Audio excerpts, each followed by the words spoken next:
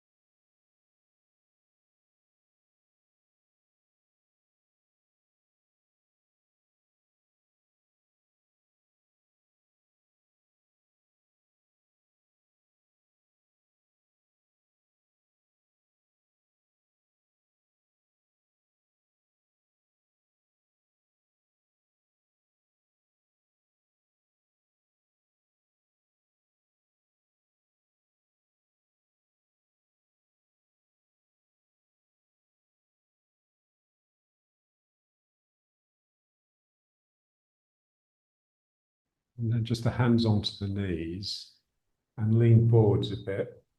And again, just sort of turning, moving from side to side a little bit. So the strength in the arms is protecting the back. This is something that we should really do at the very beginning of the meditation, of the sitting, because it gets the hips open a little bit.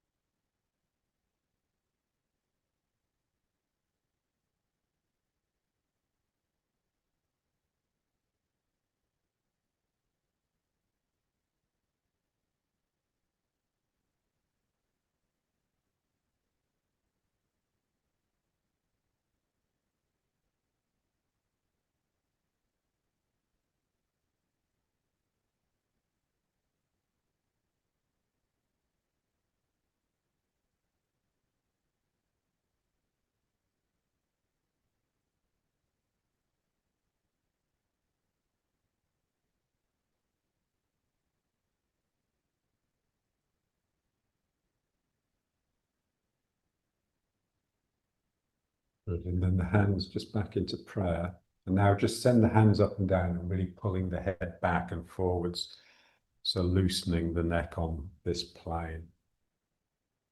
And as you reach up, really reach with the hands. The elbows try and pull towards each other.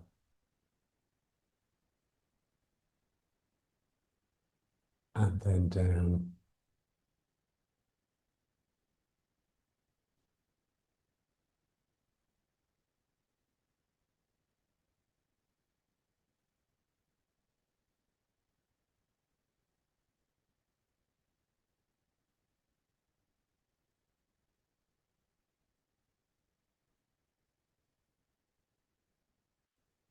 We're trying to move mindfully, so with intent. So it's almost like my mind sees the movement just slightly before, like my mind is sucking the movement out of me.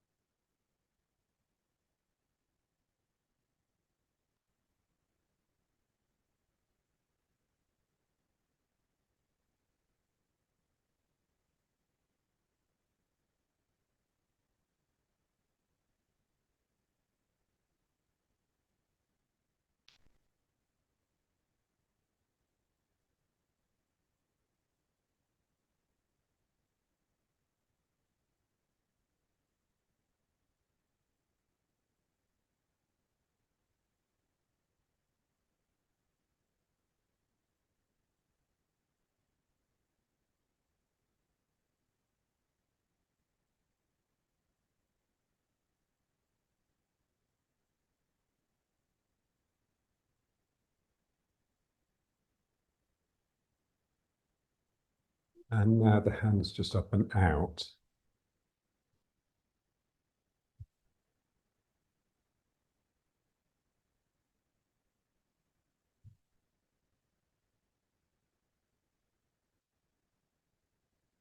So just trying to relax the shoulders, the arms as much as you can. The feeling is that the arms are held up by the flow of energy.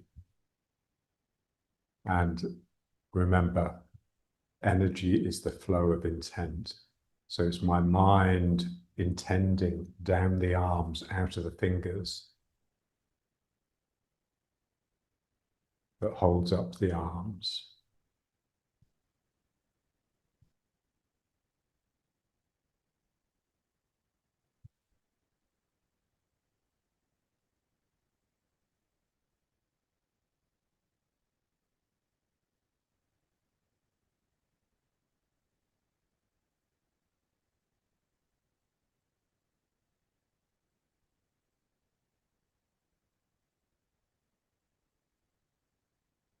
And then just turn one palm to face down and turning the head, turning to look at the hand that's facing up, and then turning the head the other way and turning the hands round.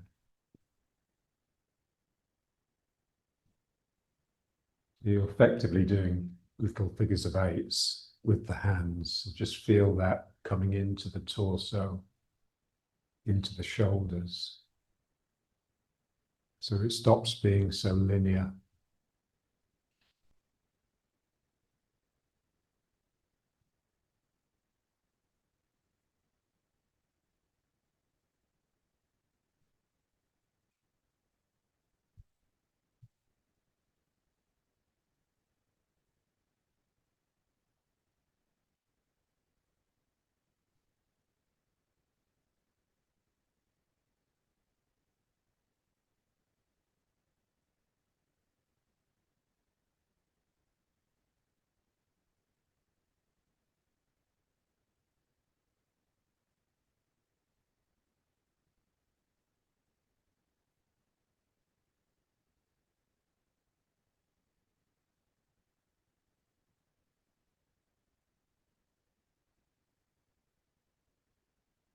And then just bringing the hands in. And now just doing the figure of eight. And just getting as much movement into the spine as possible. So my head is tipping side to side, my spine is turning and twisting. So energy is moving up one side of the body, but down the other.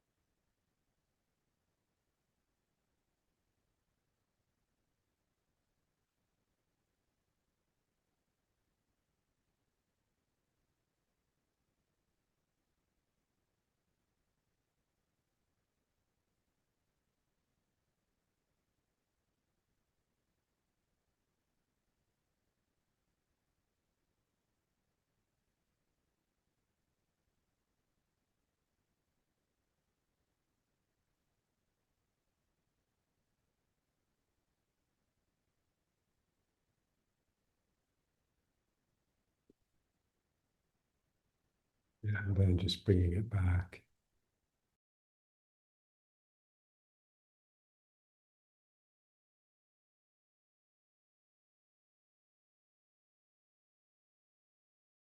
And then let's just bring it back to here.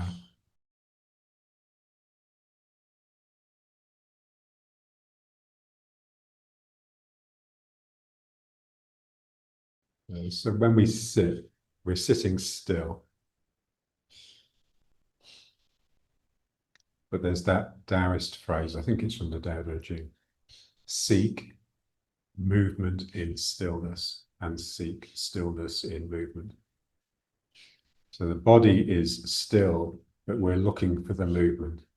So obviously you've got the bodily processes, the breathing, the heartbeat, your digestion, it's all going on inside you. But the one that they recommend in Tai Chi is just feeling the sinking, feeling the downward flow of gravity through your body. We want to feel that as a continuous streaming, a continuous flow.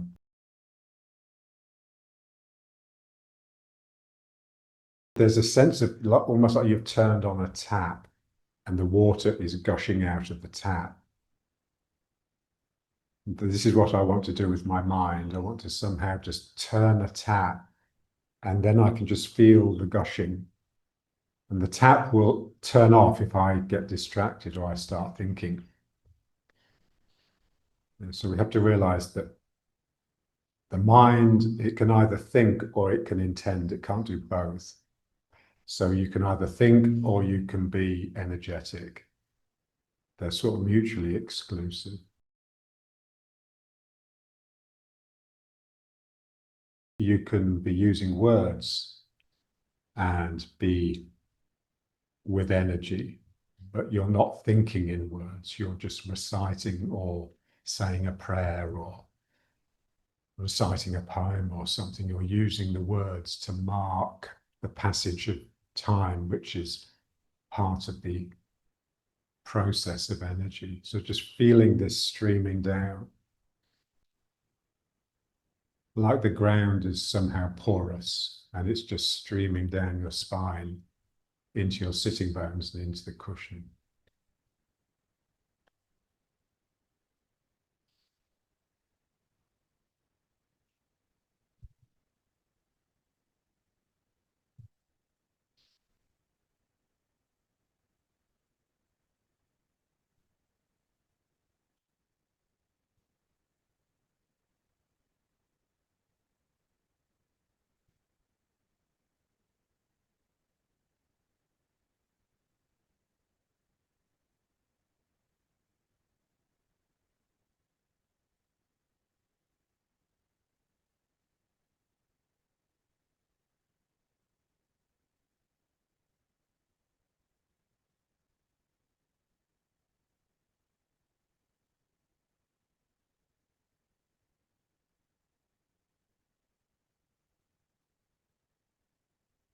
And now let's just come to the breath and using the hands to mark the breathing. Breathing in and breathing out. So when you breathe in, there's a sense of brightening and lifting. And when you breathe out, there's a sense of sinking and darkening.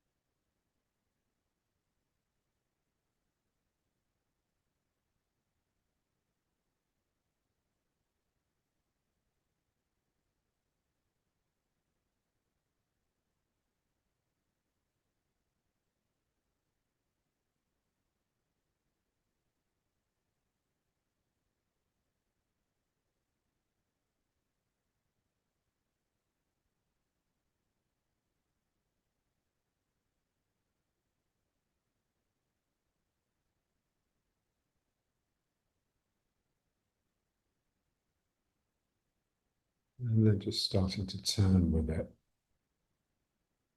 So now the brightening, the lifting is also turning into the new. And then the sinking and the breathing out, the darkening is returning into the cave. Here I'm turning to potentially leave the cave. And then I recede.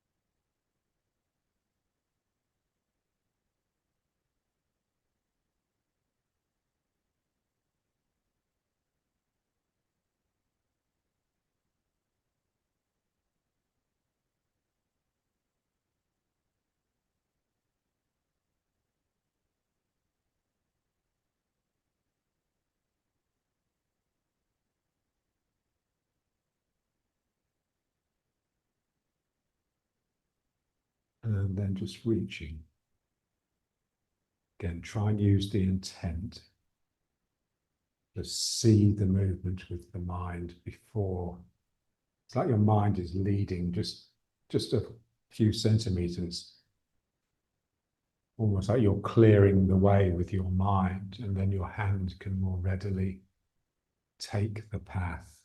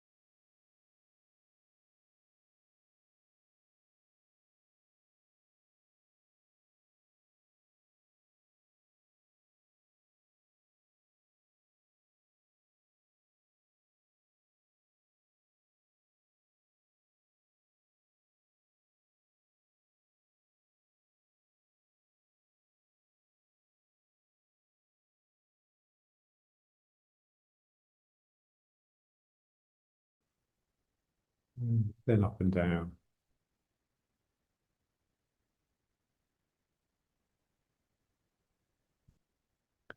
Feel this, the arm coming out of the back. So I'm having to turn away from the hand to get maximum extension.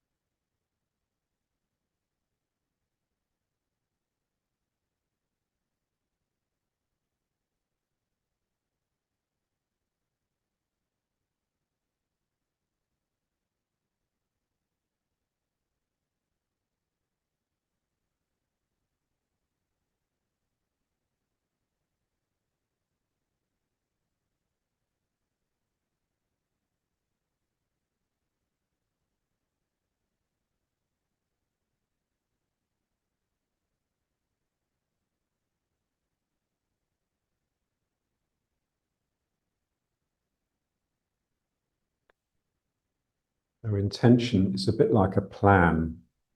You know, when you say, I intend to go to the movies this evening, it's like there's a plan there. You've set up a plan with your mind.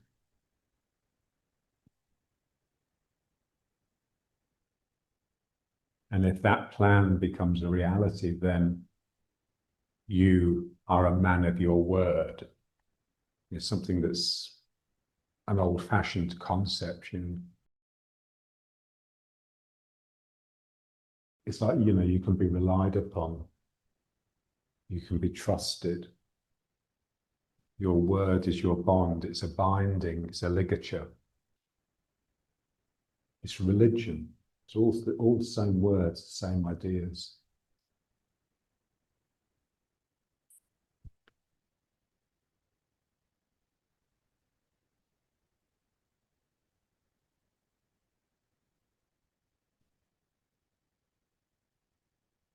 And just a few turning. Just let the head turn as far as it can.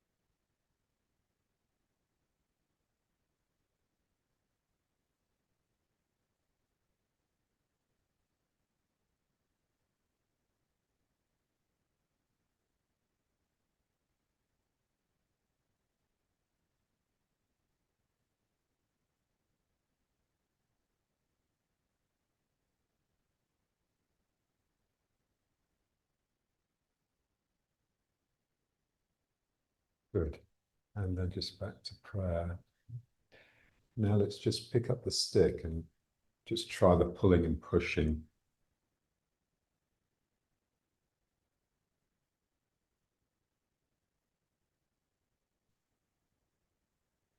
So I'm trying to pull my hands apart whilst holding the stick.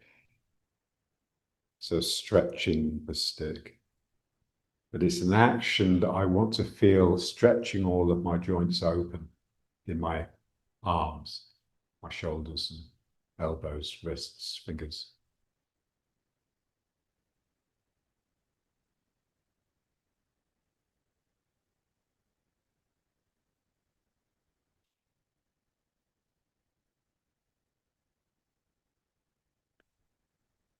And then pushing the hands towards each other. And then there's a sense of compressing the joints a little bit.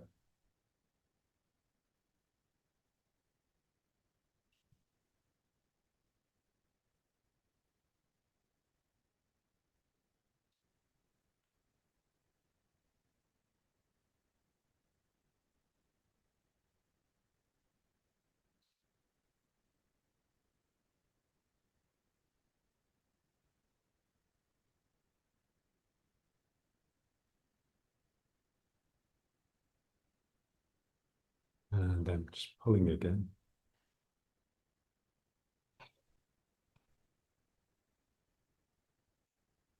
Again, it's, you know, all the time we're trying to use mind, not force. So intending the movement, trying to use as little muscle as possible.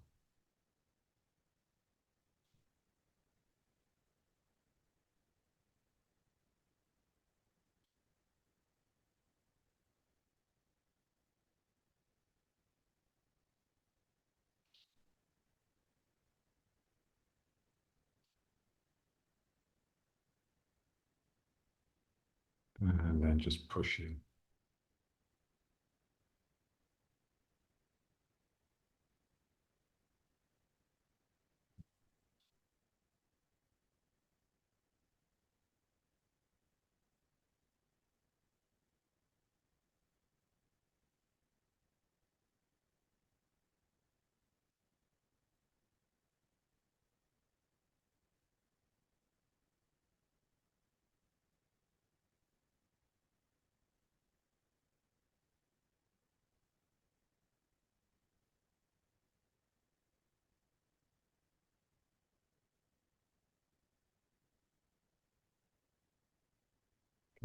And then just a little bit with the stick on that point on the back.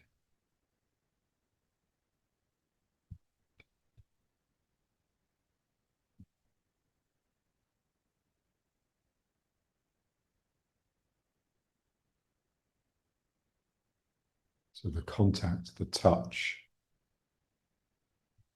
helps.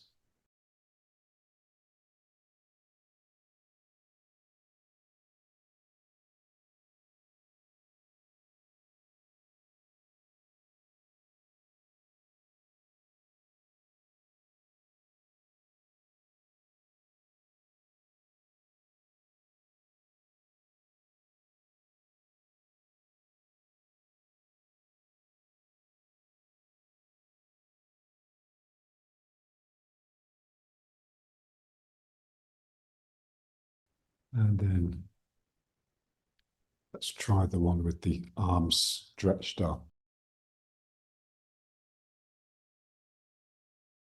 Letting it down the front and then up and back.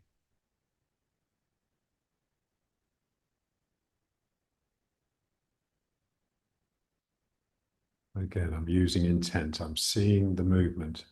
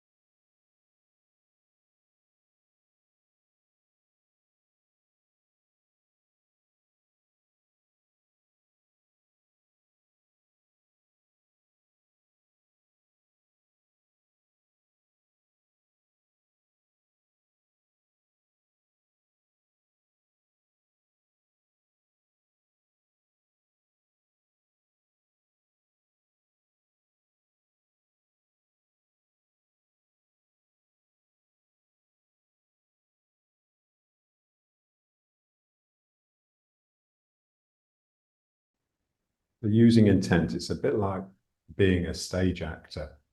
You know, the way they have to be really clear and deliberate with their movement and their speech. Otherwise, it doesn't communicate to the far reaches of the audience.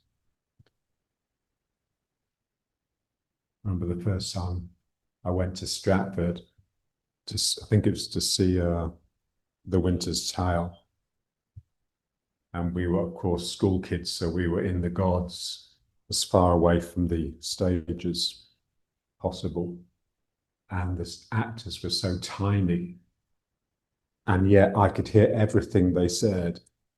And I felt what they were feeling, what they were projecting. It was like a miracle. So this is the sense here. It's like, imagine there's an audience a long way away watching you, and your movement is so clear and the feelings are so clear that that is communicated. The audience can see exactly what you're feeling.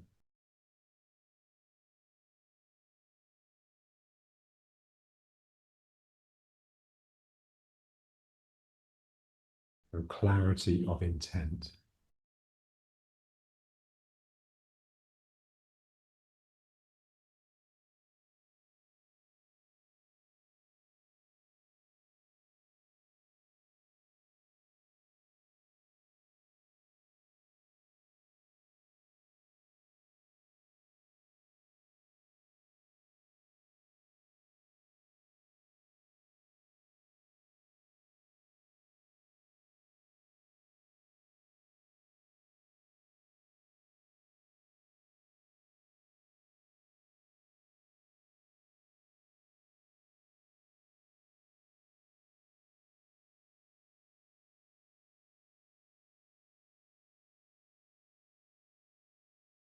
Good.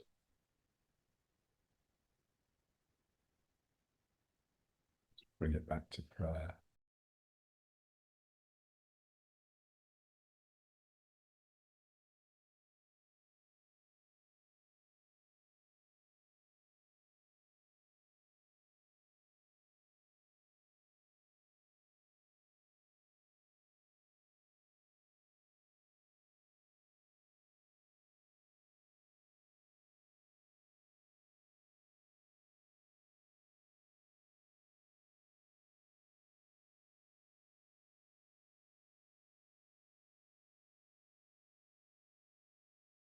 And now let's try just a bit of the butterfly.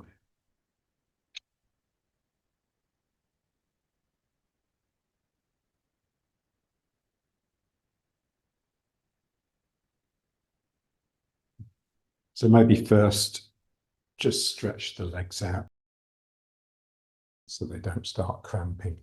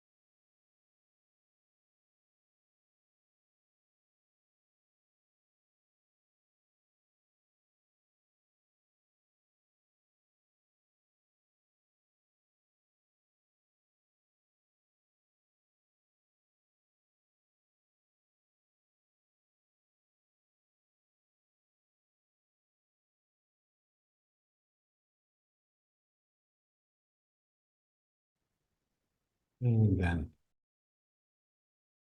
into the butterfly.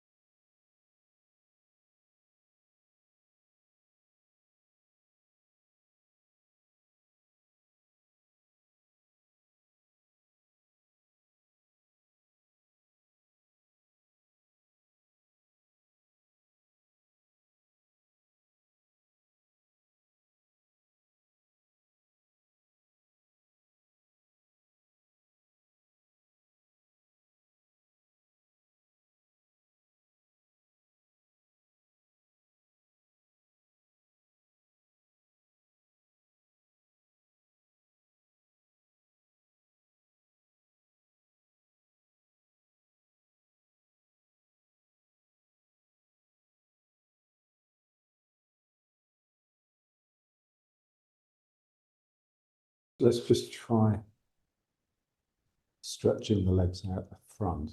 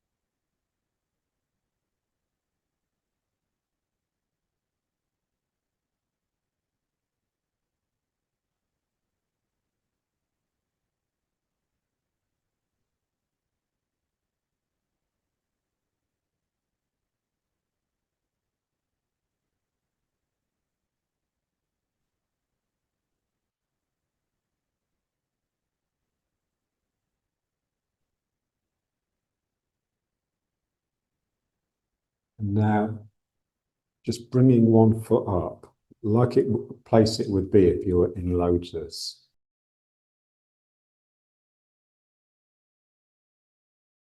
So this is how they recommend gradually getting yourself into lotus.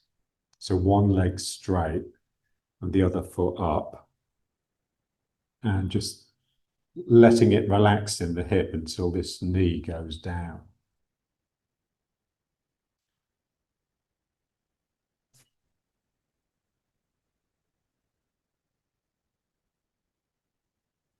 So we're just trying to get the foot as deep into the groin and the hip as possible.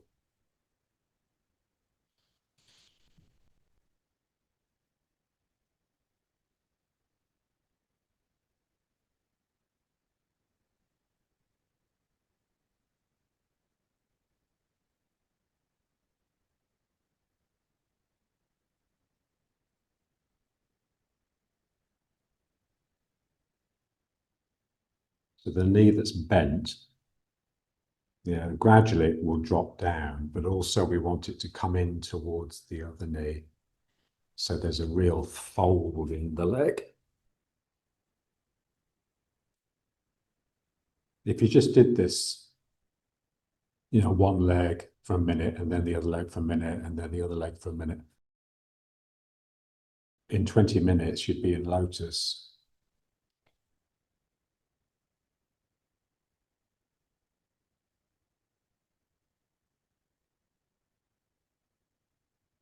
May not be able to walk for a few days, but it's worth it. And then let's try the other leg. So get that one straight and then bringing up the other right into the hip joint. So you'll find one leg is easier than the other.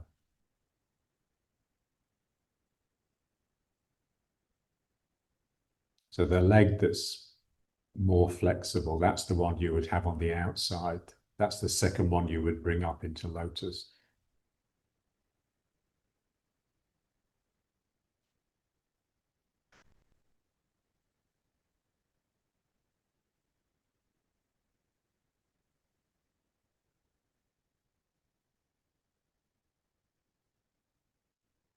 And there's that stretch they do where the hand goes behind and you grab the toes. Ooh.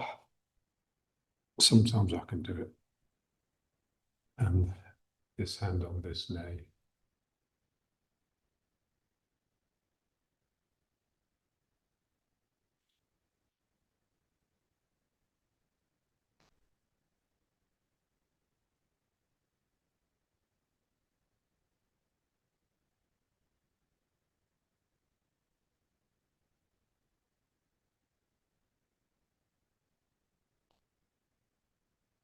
Okay. So that's something that can be practiced. Let's just try the kneeling.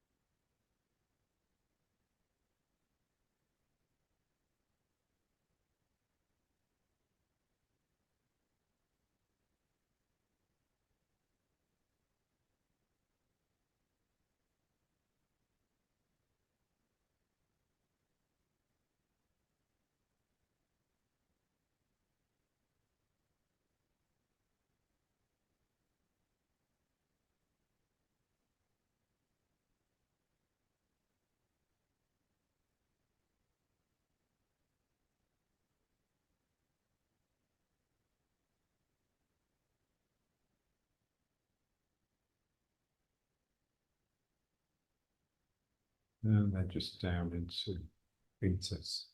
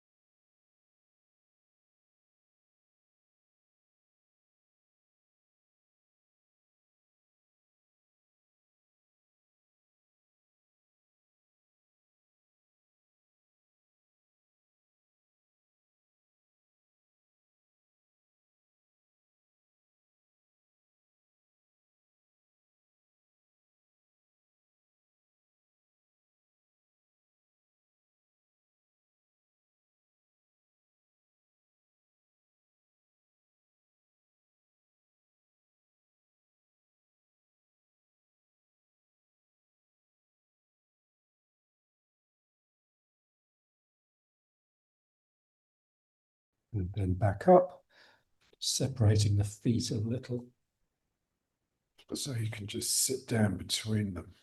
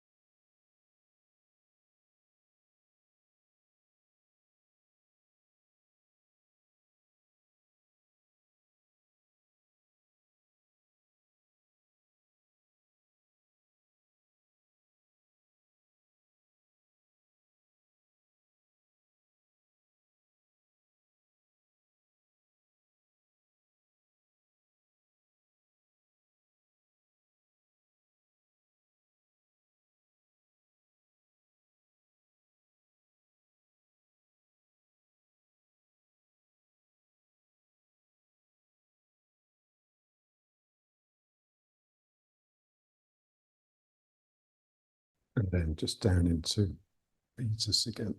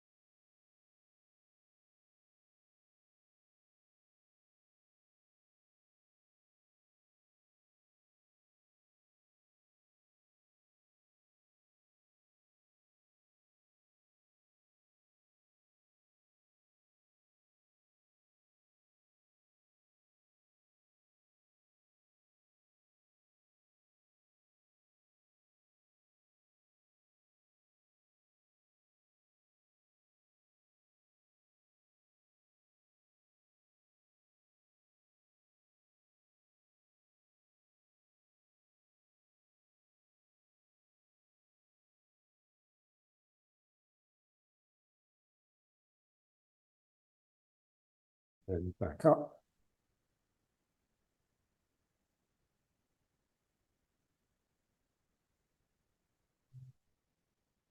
Now let's just come into the squat.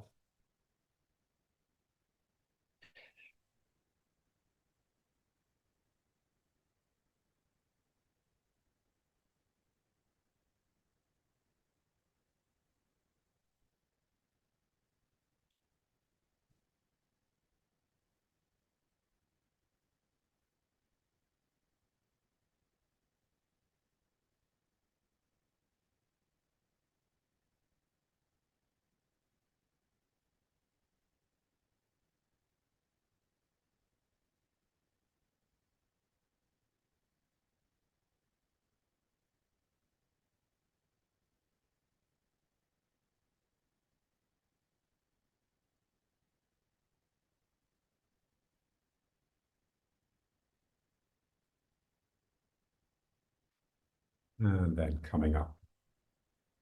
So you have to sort of dig down in order to come up.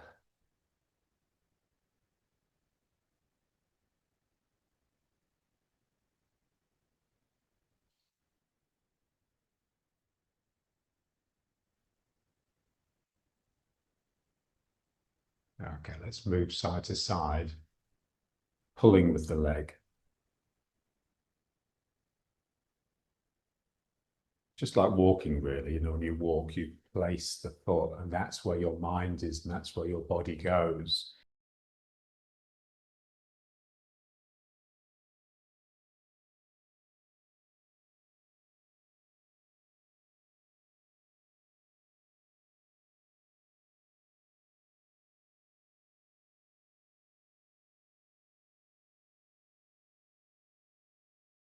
So the activity is in the leg that I'm moving into. And when both feet are on the floor, there's not a lot of movement in the feet, but there is in the knees. So it's the knee bending here that pulls me across.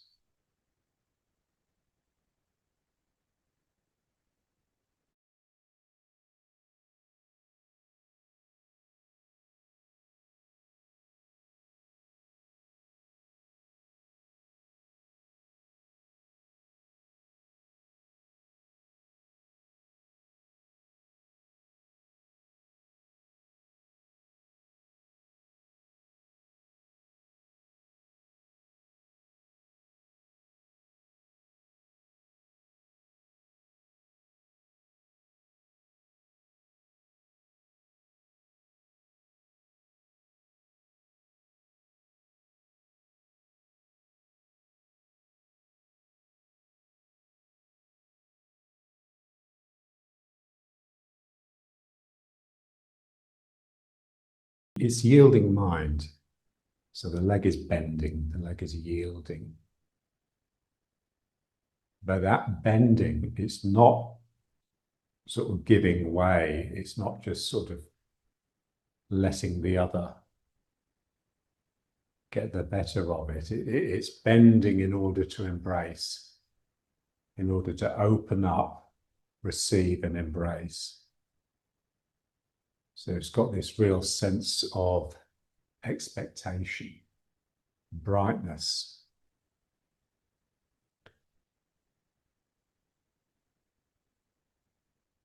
I'm reaching out into the unknown with a lively, courageous spirit.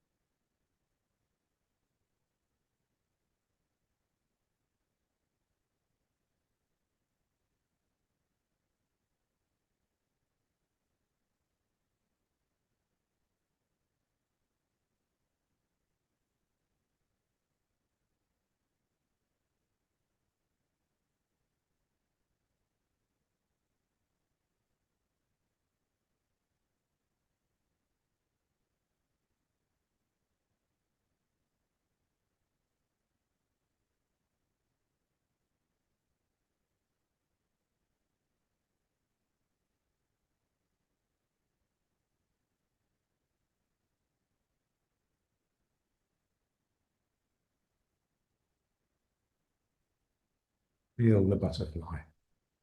Like there's a butterfly settled on my knee, and then it starts to flutter off, and I want to try and follow it. I want to keep up with it.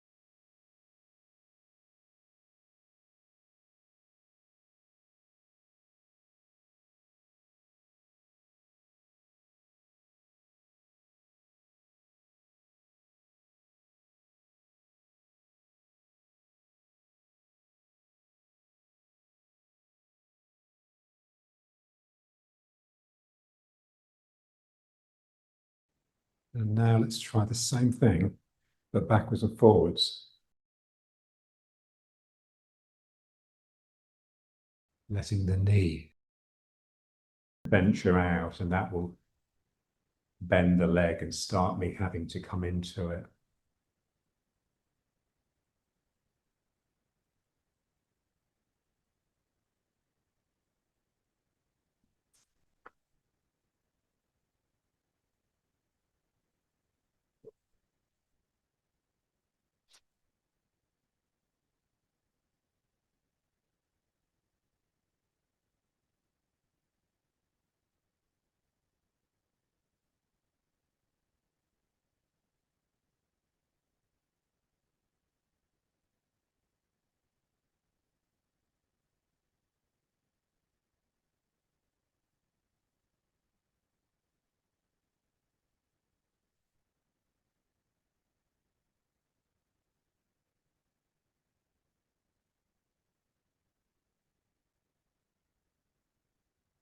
It's what the Greeks called psyche, which we translate as mind, but it wasn't really, it was soul or spirit. And psyche also meant butterfly. So it's that sort of flighty brightness. So when you look at something with spirit, it's like a butterfly settled upon the thing, because that's what your spirit is. Your spirit is a beautiful butterfly.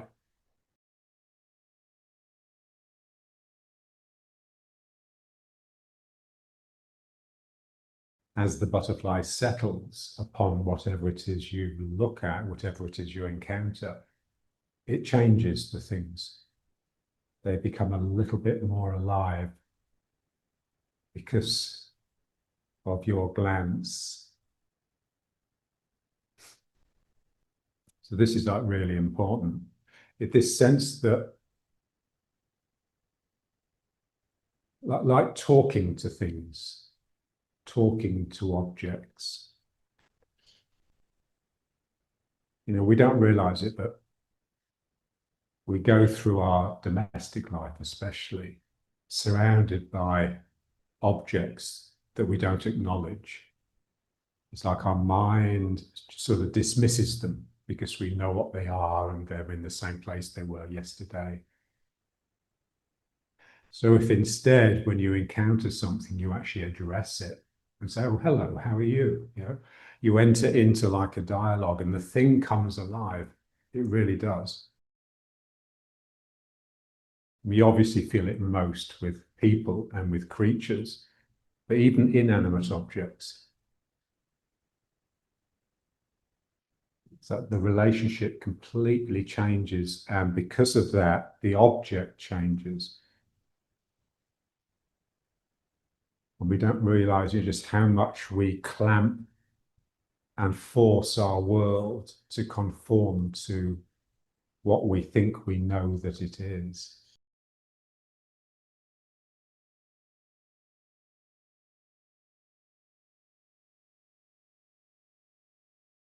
Yeah, so when you address something, I mean, what do you say? You don't just say, "Oh, hello, fuck off." You'll ask it how it is. You enter into an exchange. So you're inviting it to come to you, to bring something to you.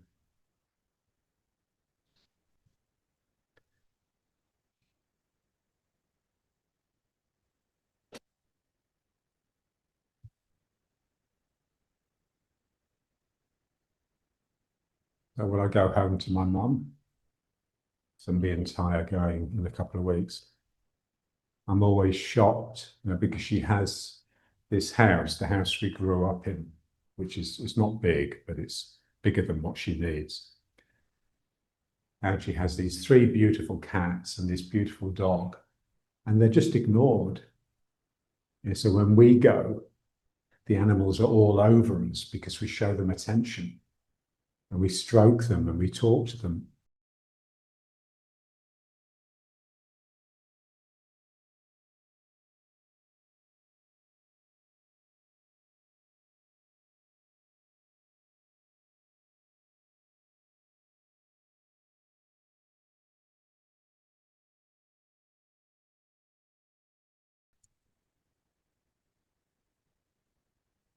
So it's the mind that looks at the world with wonderment, astonishment.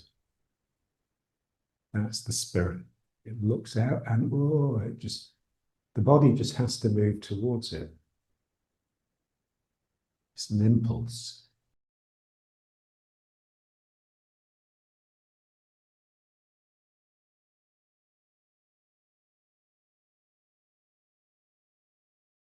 I remember reading this story once. It was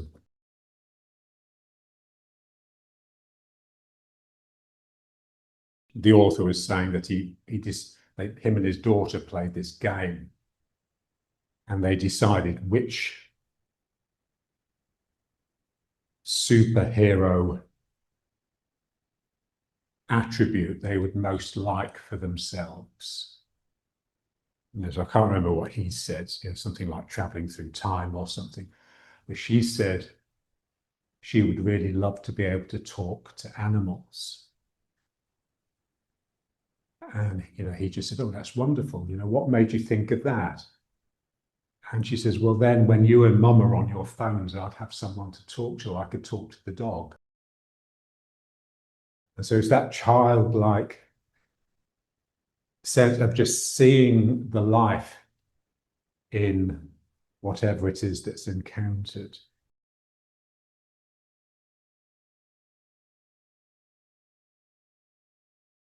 James Finley, the Christian, the Catholic Buddhist, he tells the story of when he was on holiday in Hawaii with his wife, and they're at this lookout point, and there was another family there with the daughter and the mum and dad, and they were looking out, and suddenly there was a school of porpoises leaping, and he said the little girl was just leaping up and down in delight, and her parents were standing behind her with their phones up, photographing it.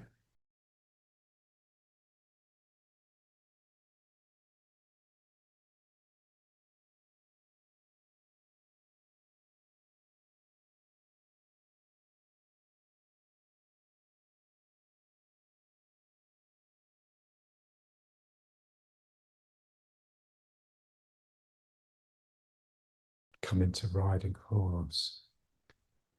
Now just coming to the gravity, that's streaming. Remember, just trying to sort of turn on a tap in the sacrum so that that flow can branch down.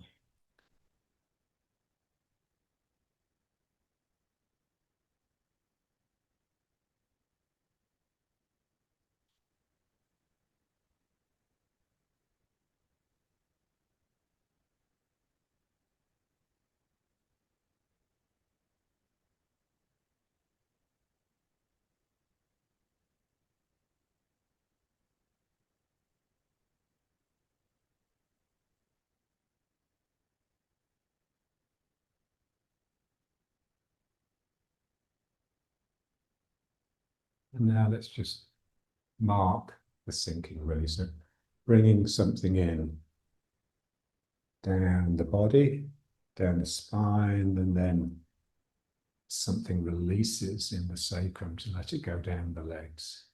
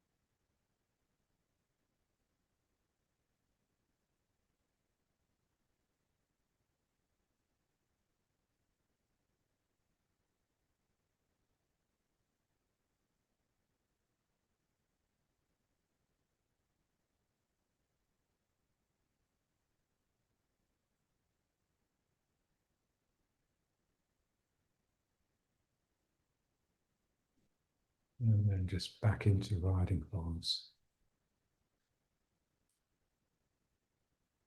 Feel the flow down, especially down the spine and across here.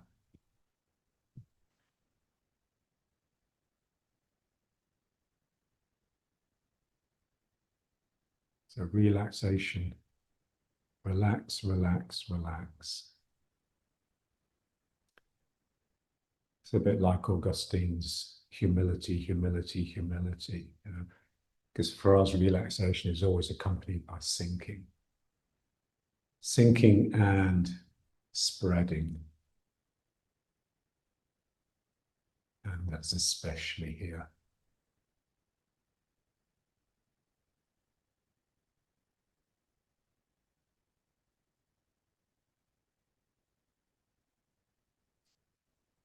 Now let's bring the feet up a little bit.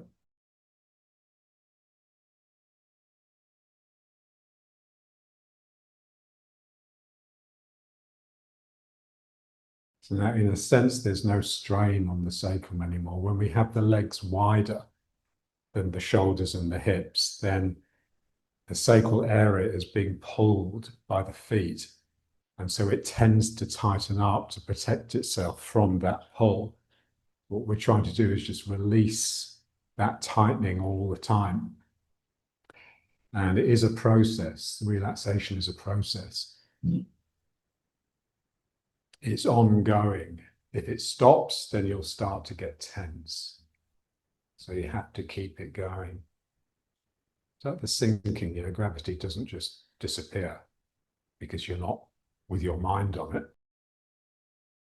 It's always there, but if we can bring the mind to it, then it becomes a flow of energy.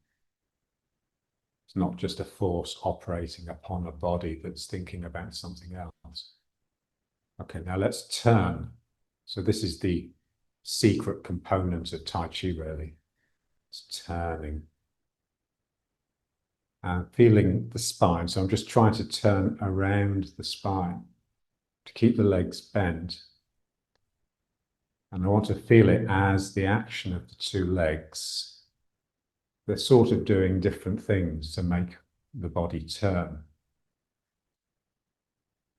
So what do they have to do? Just really looking at it, moving slowly, deliberately. When my mind intends this turn, what does my body have to do to obey?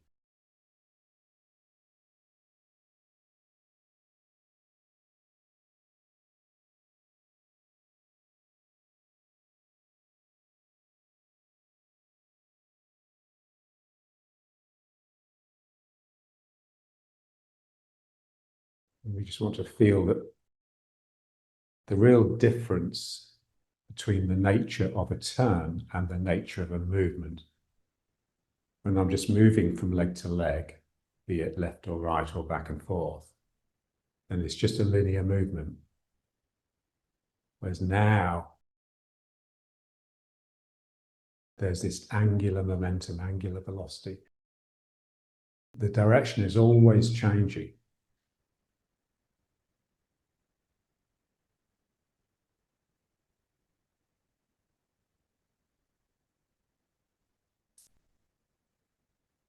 And that causes the centrifugal, the hands, the flesh being flung outwards, and also the centripetal, the sense that something is tightening around the center to stabilize the system. I just want to feel the mind that turns.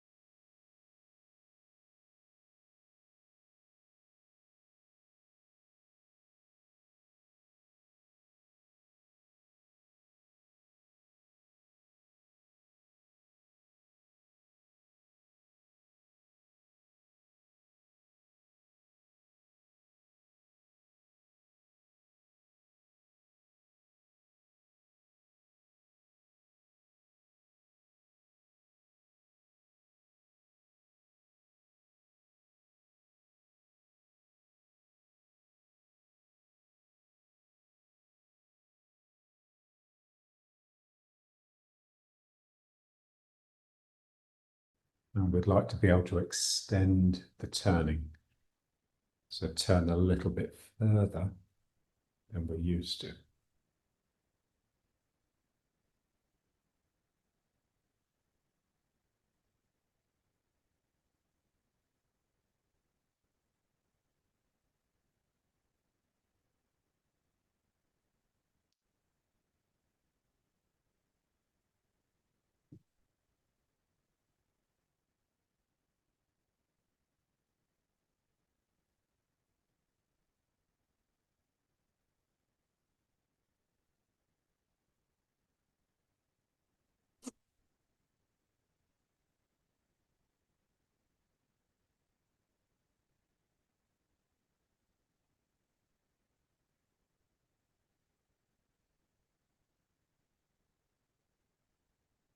It was a bit, like drawing a circle with a compass.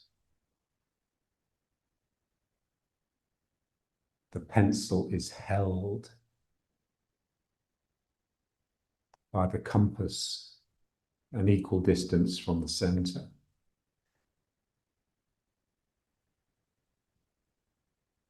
So the pencil's just wanting to fly off as a tangent to the circle. But the compass is actually holding it in position. So that's the sense here. We ought to feel the pull, the drawing into the center that keeps this circle going.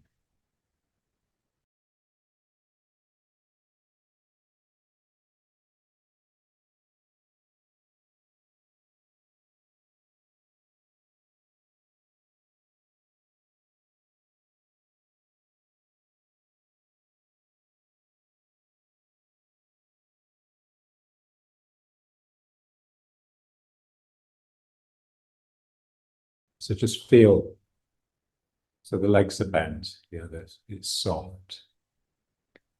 And then just extend the feet into riding horse. And now just feel the strain that's put on the sacrum. So this hip, the foot is trying to pull the hip down towards it, and this foot is trying to pull the hip here. So this sacral area is being stretched. So what we want to do is just relax into that. How do I let go and just let that happen? This is largely why people have too much curvature in their lower back and they stick their bums out. It's just the tension that's pulling this area into some sort of artificial solidity. So, it's constantly relaxing.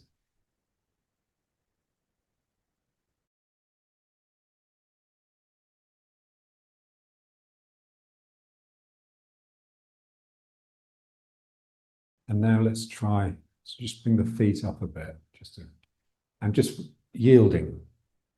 So what I want to be able to do is bring the arm up, completely relaxed and limp. So to do that, we need to use a turn and use the shoulder blade. So I turn in order to bring the arm up. The sense that the arm is stemming from the spine down the shoulder blade. So I bring the arm up and in my mind, I just want to keep it totally relaxed, almost like there's no life in it whatsoever. And then I just turn back. And now that lifeless arm just comes in. So just like, the pushing hands. So this is how the pushing hand should have been. So just turning to extend the arm, but keeping the shoulder relaxed, keeping the arm loose and limp. Especially see it in the hand, like Chen Manqing's hand, and then draw the hand in simply by turning back.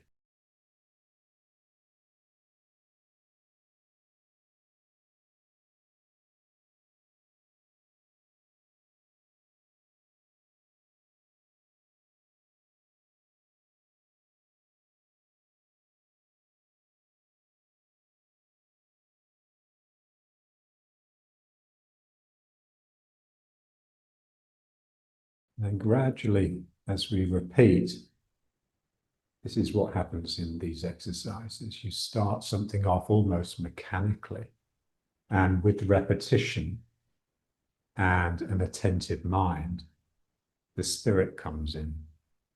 So I bring the arm up, and it's my intention. It's my intention that's sending the arm out. So it's almost like I'm extending a welcome to the other person. And then as soon as I feel the contact, I soften and draw it in.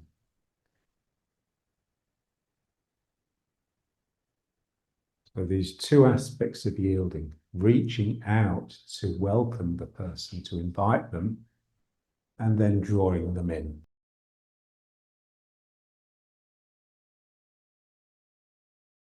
So this is a real brightness of spirit, an extension out of the mind.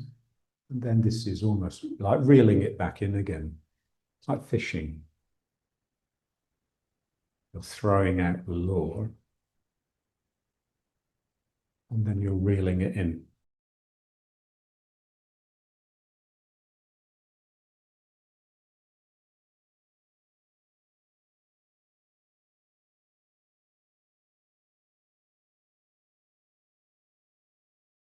And then let's try the other arm. So now I'm in the opposite leg.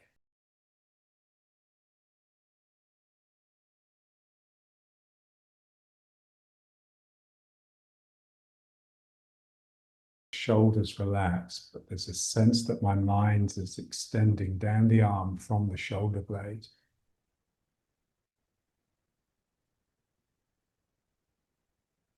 It's a bit like a hose, the garden hose that's normally limp and coiled up, but when the water flows down it, it straightens and swells and becomes quite hard. It's the same here. It's the energy flowing down the arm, which my mind is intending, that allows the arm to stay relaxed, but still come up and extend towards the other person.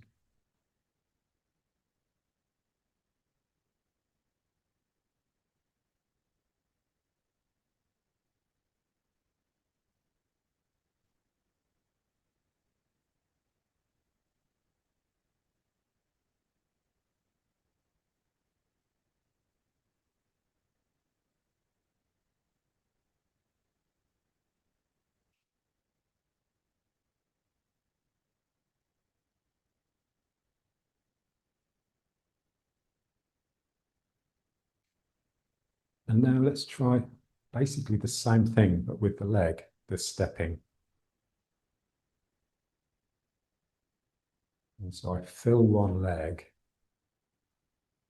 and then the other leg is free.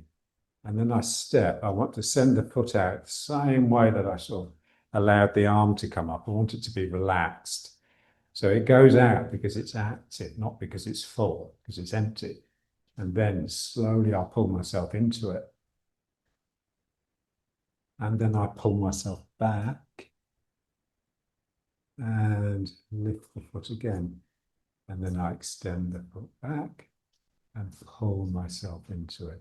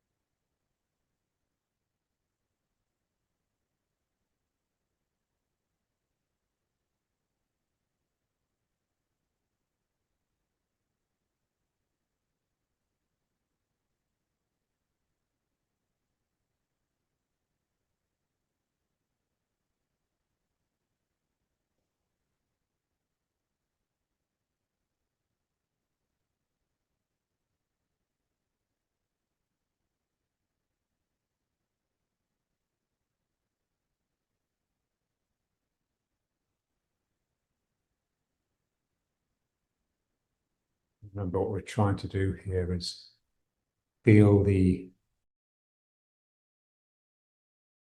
mobility in the hip bone, the sense that I can almost release it from the sacrum.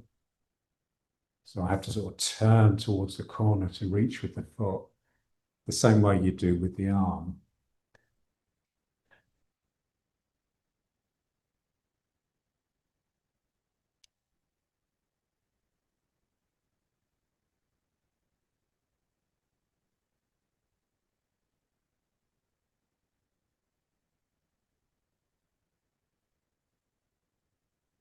And then let's try a little bit with the other foot. So I reach.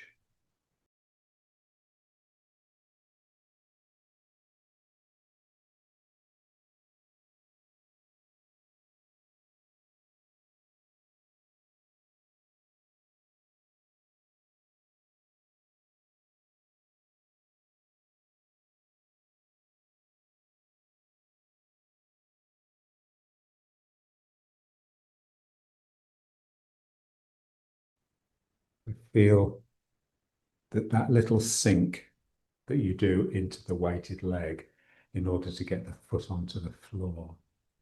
So I reach out and then I have to sink into this leg a little bit more to bring the foot down.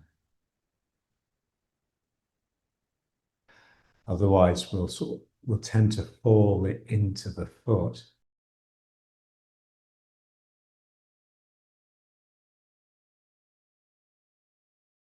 So I extend and I sink.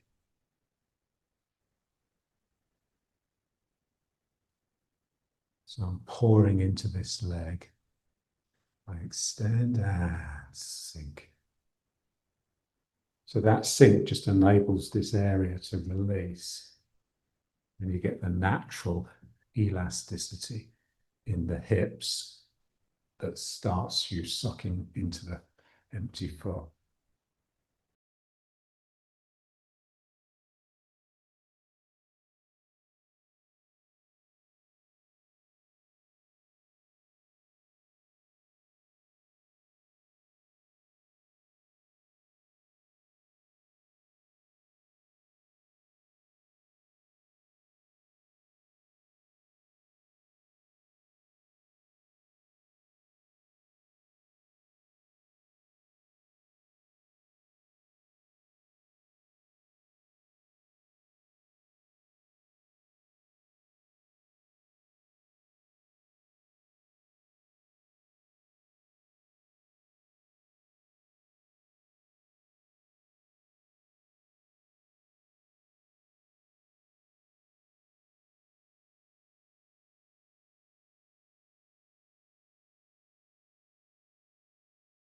And then let's just try a little bit, just lifting the leg.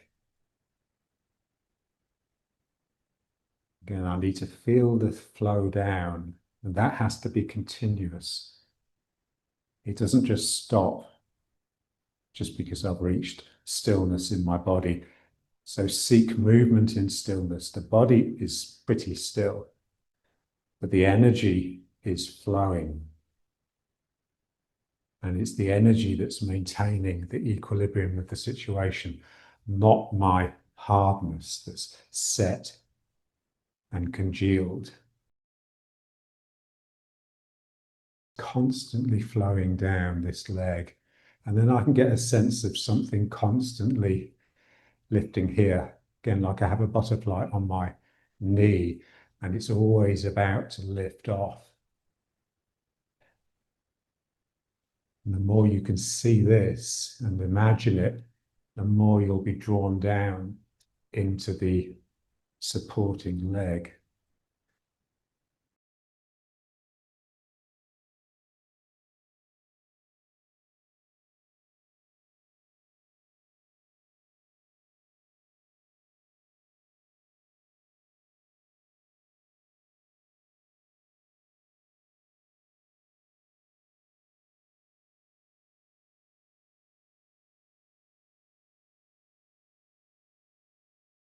And we just want to feel these joints, the groin and the hip.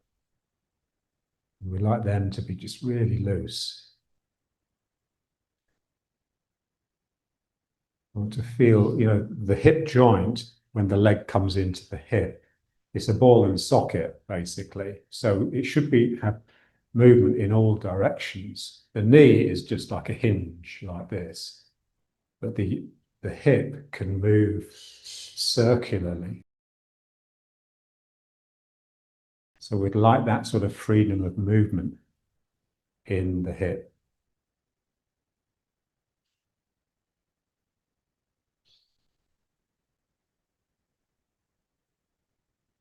So as I sink into the foot, I'm going around the outside edge. I'm yielding, I'm gathering it in and up. And then this comes up.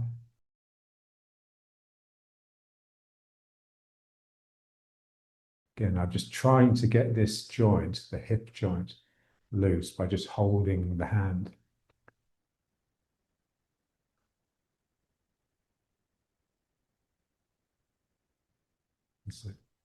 So I do this with my students. They're standing on one leg and I hold their hand and I just put my hand like this and get them to sort of just lift up their foot and place it on my hand. So to start with, what they just sort of do this. They lift the leg like a log, and then I point out that they can actually articulate it. And so then, and they reach real sort of delicacy as they bring the foot up. This is what we would like. So the leg is just as delicate and refined and sensitive as the hand and the arm, ideally.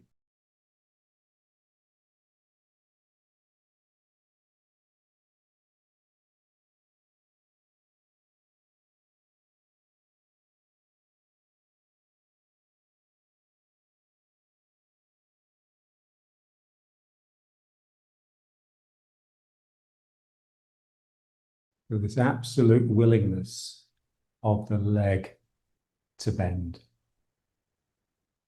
And we'd like all of the joints to bend. The knee is the obvious one that bends, but trying to get as much flexibility and movement in the hip as possible.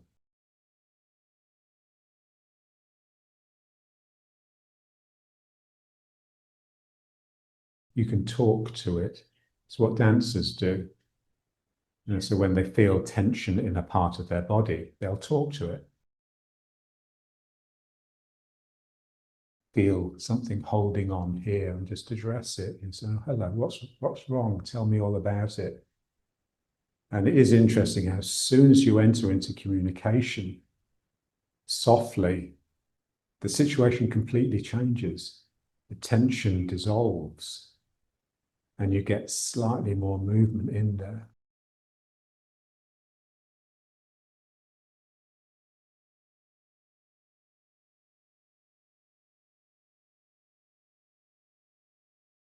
And I'm reaching out to the butterfly. The butterfly is settling on the floor, so delicate and light. That's what my toe is. And then I bring the weight into it, but so gingerly and gently.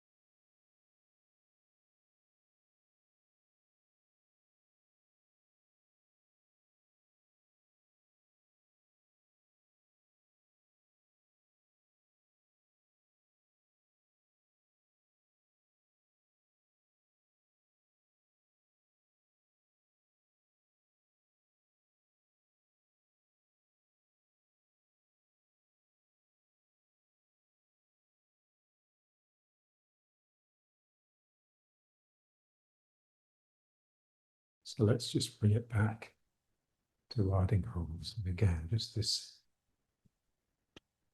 branching across the sacrum.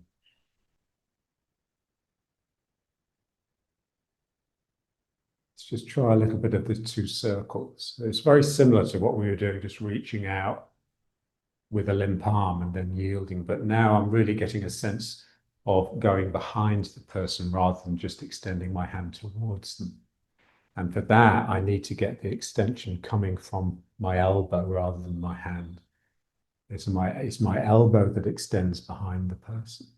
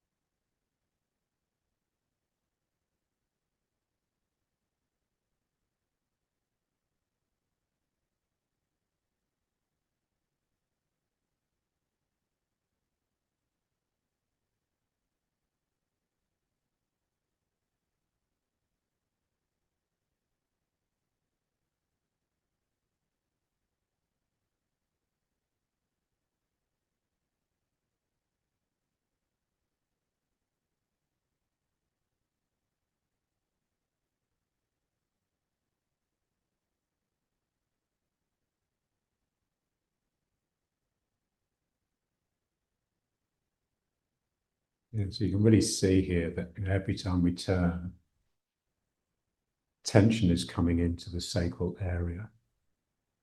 So I have, with my mind, I'm just countering that. I'm just keeping it relaxing.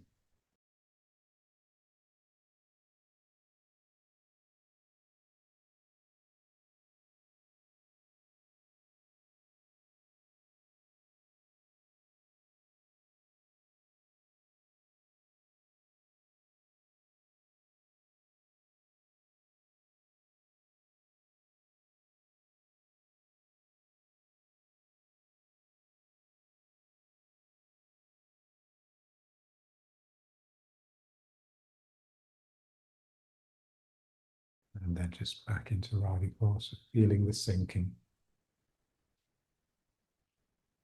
Release. Turning on the tap. Feeling the flow down the legs.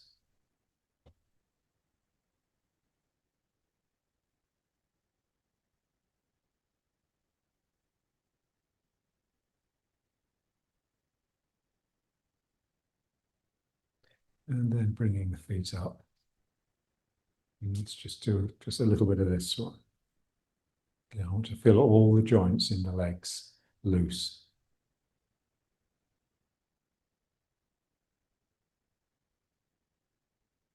So it feels quite wobbly. And of course, it's producing a turn.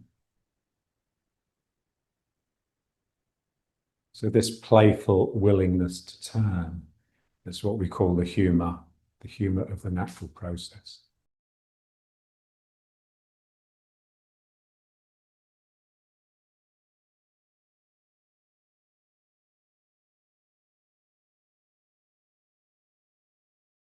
It's like the butterfly again. You know, when you see a butterfly flying, it's never in a straight line. It's like it's going everywhere. And you think, why does it fly like that?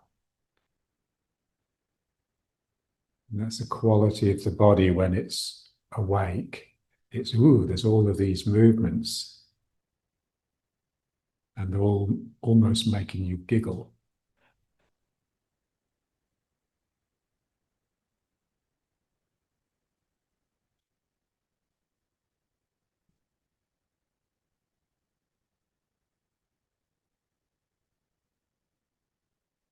And then just letting it settle.